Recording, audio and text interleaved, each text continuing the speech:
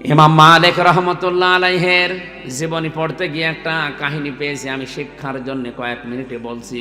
আছেন তো আপনারা? ওই জামানায় একটা মহিলা মারা যায়, পাশের বাড়ির কয়েকটা ওই পাড়া থেকে একজন মহিলাকে নিয়ে এসেছে যে লাশটা একটু ধুইয়ে দেন। একজন মেয়ে লোককে ধোয়ানোর জন্য আর একজন মেয়ে লোক লাগবে না। চারিদিকে ঘিরে দিয়ে যখন তাকে পরীক্ষা নিরীক্ষা করে পুরা শরীরকে পবিত্র করার জন্য পেটে চাপ দিলেন, পায়খানা প্রসাব বের হয় কিনা এটা পবিত্র করার জন্য তার শরীরের কাপড়গুলো সরানোর পরে এই মহিলা একটা মন্তব্য করে ফেলেছিল। খুব ভালো করে খেয়াল করে শোনেন। মন্তব্য করার সময় হাতটা লাগিয়েছে ওনার রানের উপরে, পায়ের নিচে যে রান আছে রানের উপরে যে হাত লাগিয়েছে, হাত গেছে আটকে, আর খুলতে চায় না। প্রায় অর্ধেক বেলা চলে গেল, হাত খোলে না, চামড়ার সাথে এই চামড়া অ্যাটাচড হয়ে গেছে, একেবারে সিমেন্টের মতো লেগে গেছে। এলাকায় যে ইমাম আছে তাকে জিজ্ঞাসা করছে কি করা যায়। উনি ফতোয়া দিলেন, এক কাজ করেন, জীবিত মানুষদের তো আর হাত কেটে ফেলা যাবে না, ওই মহিলা যে মারা গেছে তার ওই জায়গা থেকে কেটে বাদ দিয়ে দেন। কিন্তু যার বউ মারা গেছে ওই স্বামী বলছে না, আমি এটা হতে দেব না। আমার বউ ভালো মানুষ ছিল, আমার বউ নেককার মহিলা ছিল, তাকে আমি এই কাজ, তার শরীর এখন মারা গেছে, শরীরের চামড়া আমি কাটতে দেব না, দরকার হয় আপনি এই মহিলার হাত কেটে ফেলেন। এই মহিলার স্বামী রাজি নাকি? আমরা ওই পাড়া থেকে আসলাম উপকার করার জন্য, আমাদের কোনো লাভ ছিল না। আপনার বউ তো মারাই গেছে, ধোয়ানোর জন্য তো লোক লাগে, দাফন কাফনের জন্য আমরা এসেছিলাম প্রতিবেশী হিসাবে সাহায্য করার জন্য। এসে একটা বিপদে পড়ে গেছে, আর আমার জীবিত বউকে তাজাবর হাত কেটে নেবেন আপনি? আমি জীবনও হতে দেব না। আমার বউ অনেক ভালো, নেককার। মা বোনেরা যারা এসেছেন, এ ঘটনা থেকে ৩-৪টা শিক্ষা আমি বের করতে পারবো ইনশাল্লাহ, ভালো করে খেয়াল করে শুনবেন। এই আছেন তো আপনারা? এতটুকু পর্যন্ত শেষ না, জেলার ইমাম, রাজধানীর ইমাম যারা আছে তাদেরকেও ডাক দেওয়া হয়েছে, বড় বড় আলেম এসেছে, বলছে না কোনো সমাধান আমরা পাচ্ছি না। ওই দেশের প্রধান বিচারপতি তখন ছিলেন মদিনার ইমাম মালিক রহমতুল্লাহ আলাইহি, জগৎ বিখ্যাত আলেম তিনি। তাকে ডাক দেওয়া হয়ে গেল যে আপনি আসেন, সমাধান তো করা যাচ্ছে না, সারা দিন কেটে যাচ্ছে, এই মহিলার তো এখন পোশাক পায়খানার প্রয়োজন, খাবার দাবারের প্রয়োজন, কি করা যায়? উনি বললেন ঠিক আছে, ব্যবস্থা করো, একটা ময়দানে আমি আসতেছি। মেয়েদেরকে আলাদা পর্দার ভেতরে দিয়ে পর্দার আলায় দাঁড়িয়ে ইমাম মালিক রহমতুল্লাহ আলাইহি ডাক দিলেন মহিলাকে, এই মহিলা এদিকে তাকাও, ভালো করে লক্ষ্য করো, আমি ইমাম মালিক বলছি, এদেশের প্রধান বিচারপতি, চিফ জাস্টিস। মুসলমানদের ঈমান কেমন হওয়া দরকার, প্রধান বিচারপতির যোগ্যতা কি কি হওয়া দরকার, এই ঘটনার ভেতরে আপনি পাবেন। ইমাম মালিক রহমতুল্লাহ আলাইহি মহিলাকে জিজ্ঞাসা করলেন কি কি হয়েছে, একেবারে প্রথম থেকে পর্যন্ত সব আমাকে শোনাও পর্দার আলো থেকে। মেয়েটা বলছে এই হয়েছে। ইমাম মালিক কথাগুলো শোনার পরে বললেন কই, কিছু তো মিলছে না, তোমার হাত তো লেগে থাকার কথা না। আমার কাছে কিন্তু রাডার আছে, কোরআনে কারীম আছে, আমার কাছে হাদিস আছে, আমি আজ পর্যন্ত কোরআন এবং হাদিস দেখে কোনো ফতোয়া দেইনি। কোরআন হাদিসের ফতোয়া আমার প্রায় সব জানা আছে, আমি রাডার দিয়ে কিন্তু ধরে ফেলবো, তাড়াতাড়ি বলো কি করেছো তুমি। মেয়েটা তো ভয় পেয়ে গেছে, কথা বলতে আর নারাজ, রাজি না, বলছেন যা বলেছি এতটুকুই। ইমাম মালিক বললেন না, কোরআনে কারীমের আয়াত আমার আল্লাহ নাযিল করেছে যেটা একটাও মিথ্যা না, ওয়া তাম্মাত কালিমাতু রাব্বিকা সিদকাও ওয়া আদলা লা মুবাদদিলা লিকালিমাতিহি ওয়া হুয়াস সামিউল আলীম। সূরা আনআমের 115 নম্বর আয়াতটা তিনি বললেন। ইমাম মালিক ডাক দিয়ে বলে আল্লাহর বান্দি, কোরআনে কারিমে আল্লাহ যে আয়াতগুলো দিয়েছেন এটাকে দুইটা তিনটা জিনিস দিয়ে পরিপূর্ণ। এক নাম্বারে আল্লাহ যত কথা কোরআনে দিয়েছেন সব সত্য কথা। দুই নাম্বারে এটা ভারসাম্যপূর্ণ, এটা ন্যায় বিচার দিয়ে পরিপূর্ণ করা। তিন নাম্বারে কোরআনের কথা কিয়ামত পর্যন্ত কোনো পরিবর্তন রদ বদল নেই। সুবহানাল্লাহ বলতে পারেন? তুমি যা বলো এর সাথে তো মেলে না। সত্যি করে বলো কি করেছো। মেয়েটা ডাক দিয়ে বলছে, কই আমার তো কিছু করার মতো আমি দেখি না। হ্যাঁ, আমি একটা জিনিস করেছি। আমি যখন তার কাপড়টা তুললাম শরীর থেকে পায়খানা প্রসাব পরিষ্কার করার জন্য, কাপড় যখন লজ্জা স্থান থেকে সরিয়েছি, তখন তার এই রানের উপরে যে হাত রেখেছিলাম এই সময় একটা মন্তব্য করেছিলাম। মন্তব্যটা কি? যে এই মহিলার সাথে আমি একজন পুরুষ মানুষকে হেঁটে যেতে দেখেছিলাম। ওই দিন থেকে আমার মনের ভেতরের উপর একটা খারাপ ধারণা ছিল, তুমি উপরে উপরে খুব ভালো মানুষ মনে করো, তোমার সাথে একটা পুরুষকে আমি হেঁটে যেতে দেখেছি, অথচ ওই পুরুষটা কে ছিল আমি ওটা জানতাম না। এই যে আন্দাজে কাউকে দেখে আশেপাশে ধারণা করা, একটা মানুষ হেঁটে যাচ্ছে তার পাশে যদি মহিলা থাকে, ওটা তো তার বোনও হতে পারে, মাও হতে পারে, খালাও হতে পারে। কথা বলে না কেন?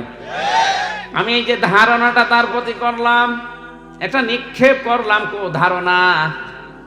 ইমাম মালিক বলেন আমার কাছে রাডার তো এইটা, আমি এতক্ষণ মেলাতে পারছিলাম না। সূরা নিসার 112 নম্বর আয়াত আমার জানা আছে, ওয়ামাইয়া কাসাবা খাতিয়াতান আও ইসমান সুম্মা ইয়ারমি বিহি বারিয়ান ফাকাদ ইহতামালা বুহতানা ওয়া ইসমাম মুবিনা। আল্লাহ পাক বলেন দুনিয়ায় এমন অনেক মানুষ আছে নিজে অন্যায় করে, নিজে খারাপ কাজ করে, আর এই অন্যায়টা একটা ভালো মানুষের উপরে চাপিয়ে দিয়ে নিজে ভালো সাজে। এই লোকটা যেন প্রকাশ্য পাপের বোঝা বহন করে নিয়ে বেড়াচ্ছে। তুমি নিজে হয়তো এরকম কোন কাজ কারবার করে বেড়াও, আর এই লোক এই মহিলার উপর একটা খারাপ ধারণা করে এক ধারণা নিক্ষেপ করলে, এই কারণে আল্লাহ তোমার শাস্তি দেওয়ার জন্য ব্যবস্থা করেছে। দ্বিতীয় নাম্বার আয়াতটাকে শোনালেন সূরা নিসার 2 নাম্বার আয়াত, সূরা নূরের 4 নাম্বার আয়াতটা, ওয়াল্লাযীনা ইয়ারমুনাল মুহসানাতি সুম্মা লাম ইয়াতু বিআরবা'তি শুহাদা ফাজলিদুহুম ইলা আখির আয়াত। আল্লাহ পাক বলেন কোন মানুষ যদি কোন নেককার নিরপরাধ মহিলার উপরে জেনার তহমত দিয়ে দেয়, খারাপ ধারণা করে, আর যদি 4 জন সাক্ষী হাজির করতে না পারে, তাহলে তারে 80টা বেত্রাঘাত করো। কয়টা? 80টা বেত্রাঘাত করা লাগবে তাকে। আর জীবনে তার কোনো সাক্ষী এই পৃথিবীতে কবুল করা হবে না, গ্রহণ করা হবে না, আবার সাক্ষী নেওয়া হবে না। আজ বাংলাদেশে এই আয়াতগুলো যদি রাষ্ট্রীয়ভাবে, পারিবারিকভাবে, সামাজিকভাবে আমরা বোঝাতে পারতাম আর কায়েম করে দিতাম, এই দেশে মিথ্যা মামলায় কোনো মানুষ জেলে থাকতো না। আন্দাজে ধারণা করে গায়েবী মামলা দিয়ে ওরে আপনি জেলে রেখে দিয়েছেন, হঠাৎ ধরে নিয়ে বলছে চল, কি তুই গাছ কেটেছিস, অথচ গাছ কাটা কি ও জানেই না। 3 বছর জেলে থেকে বাস্তবে ঘটনার সাথে যা মিলালাম, এই মহিলা যদি আন্দাজে এক ধারণা করে হাত আটকিয়ে যায়, আর যারা মিথ্যা মামলা দিয়ে, মিথ্যা সাক্ষী দিয়ে মানুষের জীবন ধ্বংস করে দিচ্ছেন, আপনাদের কত কিছু আটকানোর দরকার আপনি বলেন।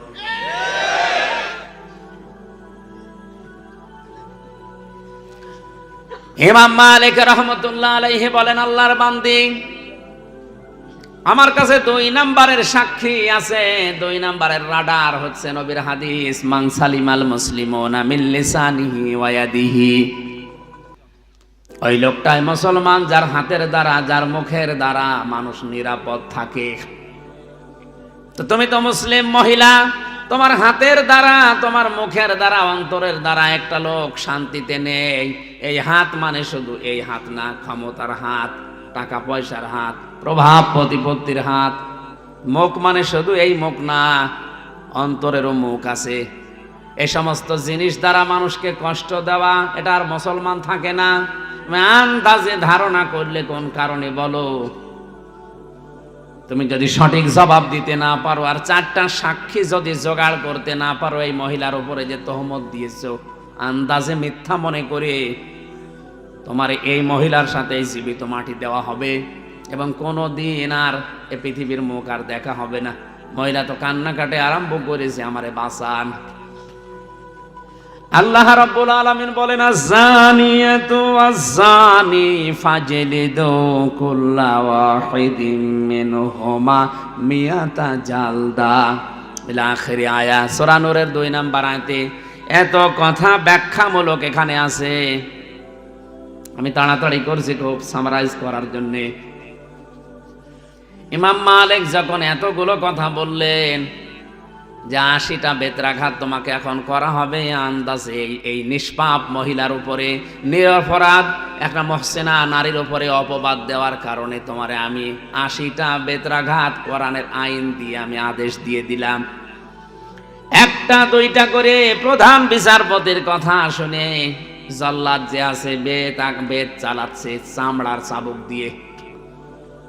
একটা দুইটা করে বেত মারতে মারতে মহিলা প্রায় নিস্তেজ হয়ে গেছে। 79টা হয়ে গেছে, কিন্তু হাত খোলে না, হাত। ইমাম মালিক চিন্তা করলেন, কোরআনে কারীম দিয়ে যদি কোনো পাপের বিচার করা হয় আর বিচারটা যদি দুনিয়াতে হয়ে যায়, কিয়ামতের দিন আল্লাহ ওই পাপের জন্য ডবল করে আর বিচার করবে না। বিচার তো প্রায় শেষ, 79টা হয়ে গেছে আর মাত্র একটা আছে। জল্লাদ থেমে গেছে, হুজুর কি করব, আর মাত্র একটা বেত আছে। এখন যদি এটা মারার পরে হাত না খোলে, মহিলাকে জীবিত কবর দিয়ে দেওয়া লাগবে, কোনো উপায় নেই। ইমাম মালিক বললেন, দাঁড়াও। অনেকক্ষণ পর্যন্ত চিন্তা করলেন, কেন হচ্ছে না, কেন হচ্ছে না। কোরআনে কারিমের আয়াত তো মিথ্যা হওয়ার কথা না। আল্লাহ 80টার কথা জানিয়েছেন, একা 80টা না। কয়টা? 80টা বেত্রাঘাতের কথা আছে। মুহসিনা নিরপরাধ নিষ্পাপ যে মহিলা অজ্ঞ, জানে না কিছু সে বিষয়, আন্দাজে তার উপরে যদি কোনো সেনার তহমত কেউ দেয়, আজ ধর্ষণ মামলা মিথ্যা দিয়ে কত মানুষকে আপনি জেলে পাঠাচ্ছেন, আপনি চিন্তা করেছেন? আমার তো মনে হচ্ছে বাংলায় হাজারো ম্যাজিস্ট্রেট, হাজারো জজ, হাজারো বিচারপতি এই ঘটনার সাথে মিলিয়ে ওরা ধরা খেয়ে বসে আছে। 79টা হওয়ার পরে বললেন, একটু থামো দেখে কোরআনে কারিমে আর কোন বিষয়ে কোনো বিচার ব্যবস্থা আছে কিনা, কোনো ফায়সালা আছে কিনা দেখি। দেখতে দেখতে তিনি আর পেলেন না, চিন্তা করলেন না, কোরআন মিথ্যা হওয়ার কথা না। জল্লাদকে বললেন, ঠিক আছে বাকিটা মারো, যা হয় হবে। 80টা যখন শেষ, সঙ্গে সঙ্গে হাত ছুটে গেছে।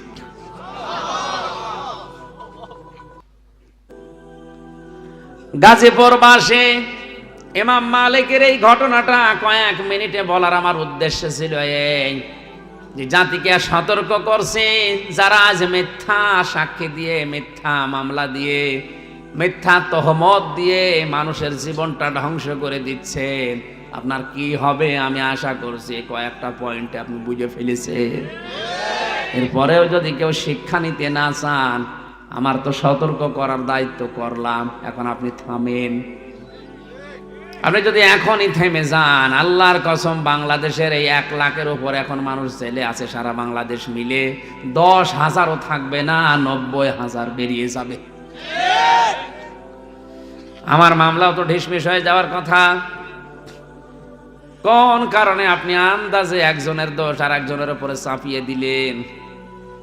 কে কোথায় বলে কোন সালে, সে 20 সালের দিকে সংসদ ভাঙার জন্য তরবারি নিয়ে গেছে, তরবারি নে কাঁচি, ধান কাটে কাঁচি নেই, ওর বাড়ি সিরাজগঞ্জে। এই মনে হয় 17-18 বছর বয়স হবে। এই বয়সের একটা ছেলে, ওর নাম সাকিব, জেলখানায় দেখা হয়েছিল, ওর নাম এখন জনগণ দিয়েছে তরবারি সাকিব। ওরে পুলিশ ধরেছে সংসদের সামনে, এই বেটা কি করিস? বলুন সংসদ ভেঙে ফেলবো। ভেঙে ফেলবে মানে? হ্যাঁ, আমি আমির হামজা হুজুরের, মুফতি হারুন ইসারের, মাহমুদুল হাসান এদের ওয়াজ শুনে আমি উদ্বুদ্ধ হয়েছি, সংসদ ভেঙে ফেলা লাগবে। পুলিশ বলছে বেটা এটা দিয়ে সংসদ ভাঙা যায়? ধান কাটা কাশি। সংসদ বোম মারলে ওড়ে না, আর তুমি সেই সিরাজগঞ্জ থেকে এসেছো এটা ভেঙে ফেলবা, তাও কাশি দিয়ে, শাবল নিয়ে আসলেও তো হইতো।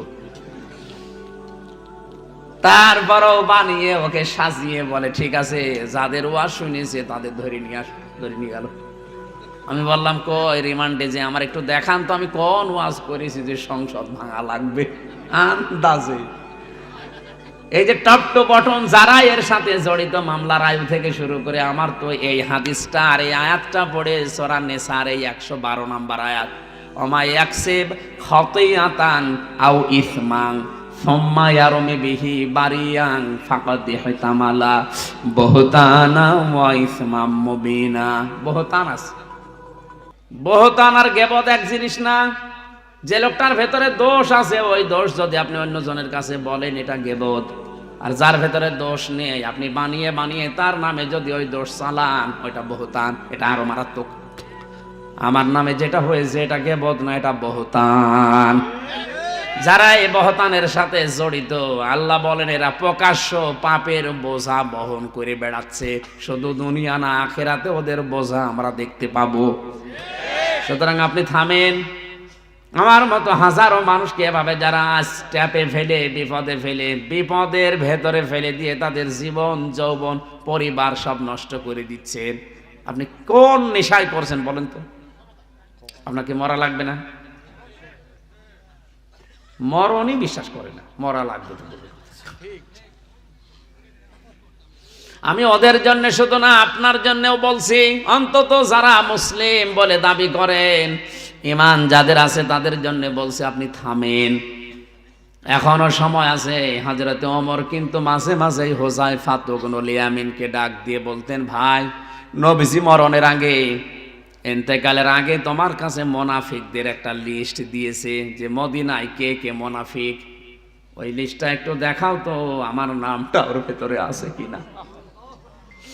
হযরত হুযায়ফা চোখের পানি ফেলে দিয়ে বলে, খলিফা কি বলেন? আপনি তো জিন্দা অবস্থায় জান্নাতের সার্টিফিকেট পেয়েছেন, নবীজি জানিয়েছেন আমার পরে কেউ নবী হলে হযরত ওমর নবী হয়ে যাবে। এত বড় সম্মান আপনার, আর আপনি বলেন এই লিস্টের ভেতরে আপনার নাম মুনাফিকের লিস্টে। হযরত ওমর চোখের পানি ফেলে দিয়ে বলে, ভাই হুযায়ফা, নবী ছাড়া কারো ঈমান নিরাপদ না, কে কখন বেঈমান হয়ে যায় বলা যায় না। নবীদেরকে আল্লাহ নিজে গাইড করেন, এই জন্য তাদের অসুবিধা নেই। কিন্তু আমরা তো সাধারণ মানুষ, সকালে ঈমানদার আছি, বিকালে বেঈমান হয়ে যেতে পারি। তুমি এখনো দেখো লিস্টে যদি আমার নামটা থাকে তাহলে আমি এখনো তওবা করে ভালো হওয়ার সময় আছে। তারা যদি এই সেন্স নিয়ে চলতে পারে তে আমরা আছি কোথায়? আপনাকে থামার জন্য বলছে, আমি সতর্ক করলাম।